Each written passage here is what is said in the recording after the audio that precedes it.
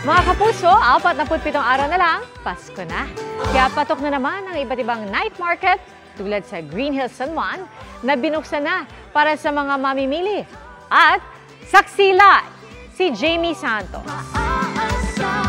Jamie? Pia, nagsisimula na naman bang sumakit ang inyong ulo sa kakaisip kung anong ireregalo nyo ngayong Pasko?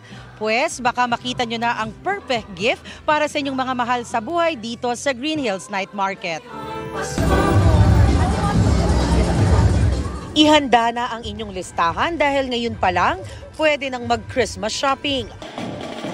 Binuksan na ngayong gabi ang Green Hills Night Market sa San Juan. Sa pagbubukas nito, may hinandog na awiting pampasko at fireworks display para sa mga dumalo. At dahil malapit na ang Season of Giving, binigyan ng maagang pamasko ang ilang bata mula sa White Cross Orphanage. Samot-saring mga bagay rin ang makikita rito, mula sa dekorasyong pampasko hanggang sa mga pangregalo. Hindi rin mawawala ang mga kainan kung sakaling magutom sa pamimili. Hindi kailangan ng material things, love lang sapat na. Ramdam na talaga yung Pasko at di pa rin mawala yung Christmas, yung tunay na essence ng Christmas, which is love.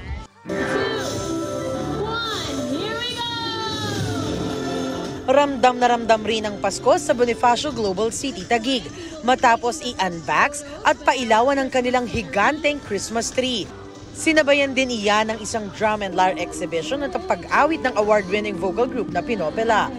Gabi-gabi itong iilawan hanggang Enero. Asahan din ang fireworks show kada Biyernes. Patok naman ang Christmas Village sa Vera, Catanduanes na pinupuntahan ng mga lokal at turista. Nagpakita naman ng suporta ang mga pamilya sa 7 kalsada sa subdivision na ito. Ilan sa mga ginamit na dekorasyon ay gawa sa recyclable materials.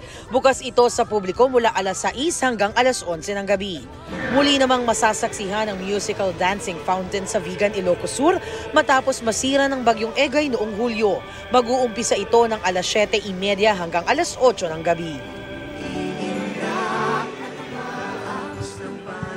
Pia, pwede nang hindi maghahol at maghabol sa pamimili ng pangregalo dahil bukas ang Green Hills Night Market hanggang alas 11 ng gabi. At live mula rito sa Green Hills San Juan para sa GMA Integrated News, Jamie Santos ang inyong saksi.